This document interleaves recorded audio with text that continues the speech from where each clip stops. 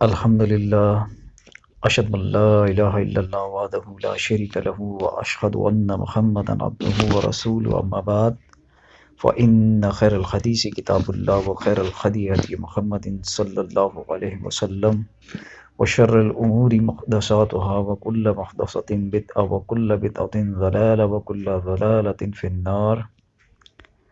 اللهم صل على محمد وعلى آل محمد كما صليت على إبراهيم وعلى آل إبراهيم إنك حميد مجيد۔ اللهم بارك على محمد وعلى آل محمد كما باركت على إبراهيم وعلى آل إبراهيم إنك حميد مجيد۔ أعوذ بالله السميع العليم من الشيطان الرجيم من همزه ونفثه ونفثه بسم الله الرحمن الرحيم۔ اللہ تعالیٰ قرآن مجید میں فرماتا ہے قُلْ أَإِنَّكُمْ لَتَكْفُرُونَ بِالَّذِي خَلَقَ الْأَرْضَ فِي يَوْمَيْنِ، کہہ دو کیا تم اس کا انکار کرتے ہو جس نے زمین کو 2 دن میں پیدا کیا ہے؟ اللہ تعالی جو زمین و آسمان کا مالک ہے، جس نے چاند سورج کو تخلیق کیا، جس نے ہواؤں کو ہمارے لیے بنا دیا، جس نے ہر طرح کی نعمت پیدا کر دی تاکہ لوگ اس سے فائدہ اٹھائیں، تو اللہ فرما رہا ہے کہ تم اس اللہ کا انکار کرتے ہو جس نے تمہیں وجود بخشا، جس نے زمین و آسمان کو پیدا کیا، جس نے چاند سورج بنائے، جس نے دن اور رات بنا دیے، جس نے تمہیں ماں کے پیٹ میں زندہ رکھا، تم اس کا انکار کر رہے ہو۔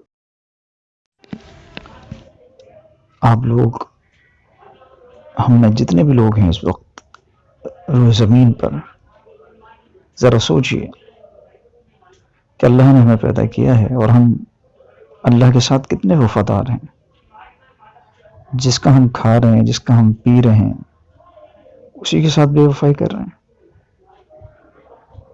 جس نے ہمیں زندگی بخشی، جو ہماری سانسیں چلا رہا ہے، جو ہم اپنے آپ کو اپنے جسم کا مالک سمجھتے ہیں، جبکہ در حقیقت مالک تو اللہ ہے، ہمارے اس جسم کا بھی، ہماری روح کا بھی، ہماری سانسوں کا بھی، ہماری تمام چیزوں کا۔ آپ کیا لائے تھے؟ یہ وجود کہ ہر شخص نے خود تخلیق کیا یا اللہ نے تخلیق کیا ہے؟ کہ ہم میں سے جتنے بھی لوگ اس وقت موجود ہیں اس دنیا میں، ذرا غور کریں کہ وہ 9 ماہ جو ماں کے پیٹ میں گزارے ہیں، سب نے ہی، وہ یاد ہیں آپ کو؟ ماں کے پیٹ میں وہ ہمیں کھانا پہنچا رہا ہے، ہمیں آکسیجن پہنچا رہا ہے۔ اس نے وہاں 9 ماہ اس پیٹ میں ماں کے زندہ رکھا اور صحیح سلامت اس دنیا میں لے آیا۔ اس کے باوجود ہمیں وہ سب یاد نہیں ہے، کسی بھی شخص کو وہ 9 ماہ یاد نہیں ہے۔ اس کے بعد جو وقت اس نے ہمارے لیے گزارا، 3-4 سال کا عرصہ، جب ہمیں گوشت کا لوتھڑا تھے، اس نے ماں کے دل میں وہ محبت پیدا کر دی، باپ میں وہ شفقت پیدا کر دی کہ اس نے اپنے مال کے ذریعے سے جو اللہ نے ہمارے باپ کو دیا، وہ محبت جو ماں کو دی، اس ماں نے ہمیں اس محبت اور پیار سے پالا، چاہت سے پالا۔ وہ محبت کہاں سے آئی؟ وہ اللہ نے دی۔ وہ رحم کہاں سے آیا؟ وہ اللہ نے اس کو دیا، تاکہ ہم ایک وجود کی شکل اختیار کر جائیں، اور اس کے بعد جب ہم مضبوط جسم کے مالک بن جاتے ہیں، جوان ہو جاتے ہیں، تو ہم اس اللہ کی نافرمانی شروع کر دیتے ہیں۔ اتنی جرت ہمارے اندر، اتنی ہمت ہمارے اندر کہ اس اللہ کی نافرمانی کر رہے ہیں جس نے ہمیں کھانا پینا، ہمیں یہ وجود بخشا۔ یہ سورج روزانہ طلوع ہوتا ہے اور مغرب میں غروب ہو جاتا ہے۔ یہ چاند پورے مہینے کا ایک چکر لگاتا ہے، جو مہینے کا شمار ہے، آپ نظر آتا ہے، گھٹتا ہے، بڑھتا ہے، جو نظر آنکھوں سے آ رہا ہے، جبکہ وہ روشنی کا ایک سلسلہ ہے جو اللہ نے ایک نظام بنایا ہے، لیکن وہ گھٹتا بڑھتا ہمیں نظر آتا ہے زمین سے۔ کون کر رہا ہے یہ؟ اس پر اس طرح کی روشنی جو پورے ایک مہینے تک برقرار رہتی ہے اور پھر وہ غائب ہو جاتا ہے، اور پھر ہر مہینے میں 29 یا 30 تاریخ کو دوبارہ وہ طلوع ہوتا ہے، اور ہم اس سے اپنے مہینوں کا، سال کا حساب کتاب کرتے ہیں۔ کون کر رہا ہے؟ اور آپ یہ دیکھیے کہ وہ چاند جو پورے مہینے جو چکر لگا رہا ہے، وہ سورج جو روزانہ صبح طلوع ہوتا ہے اور مغرب میں غروب ہو جاتا ہے، اتنا طاقتور ہے وہ سورج کہ اگر آپ اس پر اپنی نظریں کریں، اس کو دیکھیں، تو آپ دیکھ نہیں سکتے، آپ کی آنکھوں میں اندھیرا چھا جائے گا۔ اگر اس سورج کی تپش زیادہ ہو جائے، درجہ حرارت زیادہ بڑھ جائے، تو لوگ مر جائیں۔ اگر آج 40 45 50 کا درجہ حرارت ہو جائے تو آپ کو سانس لینا مشکل ہو جائے، آپ کے لیے مشکل ہو جائے زندگی، اتنی شدید گرمی آپ کو لگے. وہ سورج اپنا کام کر رہا ہے، اس میں اتنی جرت نہیں ہے، جو زمین سے کئی سو گنا بڑا، اس میں اتنی ضرورت نہیں ہے کہ وہ اللہ کی نافرمانی کرے. ہر روز اللہ سے اجازت طلب کرتا ہے طلوع ہونے کی، جبکہ دنیا کے اندر ہم یہ سمجھتے ہیں کہ ہر جگہ پر کہیں نہ کہیں دن ہوتا ہے، بعض جگہ مہینوں دن ہوتا ہے اور رات نہیں ہوتی، لیکن اللہ کو پتا ہے اس کا سجدہ کرنا کیا ہے، یا سورج کو پتا ہے کہ اس کو سجدہ کس طرح سے کرتا ہے. ضروری نہیں کہ جیسے ہم سجدہ کرتے ہیں زمین پر اپنا سر رکھ دیتے ہیں تو اس کا سجدہ کرنا بھی ایسا ہو. اس کو اپنی عبادت کا پتہ ہے، اس کو سجدہ کس طرح کرنا ہے، اور وہ روزانہ اللہ سے اجازت طلب کرتا ہے نکلنے کی، اور اللہ اسے اجازت دیتا ہے. اور ایک دن ایسا آئے گا جب وہ اس کو اجازت نہیں ملے گی اور پھر وہ واپس لوٹ جائے گا اور مغرب سے طلوع ہوگا. یہ ہے ہمارا ایمان ہے اس پر. اللہ کے رسول صلی اللہ علیہ وسلم کی حدیث ہے جو بیان کیا کہ قیامت کی نشانیوں میں سے ایک نشانی یہ بھی ہے کہ سورج مغرب سے طلوع ہوگا.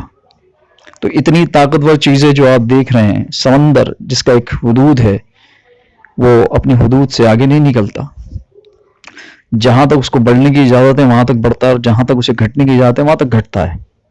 اتار چڑھاؤ اس میں آتا ہے، لیکن اتنی اس کو اجازت نہیں ہے کہ وہ آبادیوں میں داخل ہو جائے. ہاں اللہ جب چاہتا ہے تو انہیں آبادیوں میں بھی داخل کر دیتا ہے سونامی کی شکل میں. ہر چیز کو اللہ نے اپنے حکم کے مطابق چلا رہا ہے، اور ہر چیز اپنے حکم اللہ کے حکم کے تابع ہے. اس میں اتنی جرت نہیں ہے کہ وہ اللہ کی نافرمانی کرے، لیکن انسان ہم میں اور تم میں بڑی جرت ہے کہ اللہ کی نافرمانی کرتے ہیں، اس کو ناراض کرتے ہیں، اور پھر یہ امید رکھتے ہیں کہ ان جنت کا ہمیں وارث بنا دیا جائے گا، ہم ان جنتوں میں چلائیں گے. کیسا گمان ہے کہ اللہ کی فرما برداری تو نہیں کر رہے ہیں، لیکن گمان ایسا رکھا ہوا ہے کہ جنت میں چلے آئیں گے. اگر وہ چاہے تو جنت میں بھیج دے، وہ بادشاہوں کا بادشاہ، شہنشاہوں کا شہنشاہ، کائنات کا مالک، وہ اگر ہمارے لیے چاہے تو یقیناً ہمیں جنت میں بھیج دے گا. لیکن کیا ہماری یہ ذمہ داری نہیں بنتی کہ ہم شکر گزار نہیں بننا چاہتے کہ اس نے ہمیں اتنی نعمتیں دیں تو ہم اس کی عبادت کریں، اس کو راضی کریں، اپنی تمام خواہشات کو ملیا میٹ کر دیں اللہ کی خواہش کے آگے. اللہ کے رسول صلی اللہ علیہ وسلم نماز پڑھا کرتے تھے رات کو، صحیح بخاری میں، تو آپ صلی اللہ علیہ وسلم کی ٹانگوں میں ورم آ جایا کرتا تھا. پوچھا اللہ کے رسول صلی اللہ علیہ وسلم، آپ تو نبی ہیں، رسول ہیں، آپ کو کیا ضرورت، اللہ نے تو آپ کو بخشا ہوا ہے، آپ جنت میں جنتی ہیں، جنت میں جائیں گے، اللہ کے نبی رسول ہیں، تو آپ کیوں اتنی عبادت کرتے ہیں؟ تو اللہ کے رسول صلی اللہ علیہ وسلم نے فرمایا، عائشہ کیا میں اللہ کا شکر گزار نہ بنوں کہ اس نے مجھے اتنی نعمتیں دی، مجھے نبی بنایا، رسول بنایا، تو میں اللہ کا شکر گزار نہ بنوں؟ اور شکر گزار کیسے بنوں کہ اس کی عبادت کروں، اس کے لیے راتوں کو جاگ کر اس کو سجدہ کروں، اس کی نماز پڑھوں، اس کے لیے اس کو راضی کروں، یہی اس کی شکر گزاری ہے. تو اگر آپ بھی جو اتنی نعمتیں اللہ نے آپ کو دی ہیں، چاہے جس حال میں رکھا ہے، ایک پیپر ہے، امتحان، ہر ایک کا ایک کردار ہے اللہ نے رکھا ہے. چاہے کسی کو زیادہ دیا تو اس کا ایک کردار ہے کہ اس زیادہ میں وہ کیا کرتا ہے، مال کی زیادتی کے بعد وہ اللہ کو بھول تو نہیں جاتا، اور کسی کو اگر نہیں دیا تو اس کو بھی اللہ نے آزمایا. وہ دیکھنا چاہتا ہے کہ مال نہ دینے کے بعد کیا وہ میرا شکر گزار رہتا ہے، یا وہ مجھ سے شکوہ شکایت کرنے میں لگ جاتا ہے، یا نافرمانی کرنا شروع کر دیتا ہے. میری یہ زندگی ہے 50 60 70 80 سال کی، 100 سال کی، ختم ہو جائے گی، اور وہاں کی زندگی ہمیشہ کی ہے.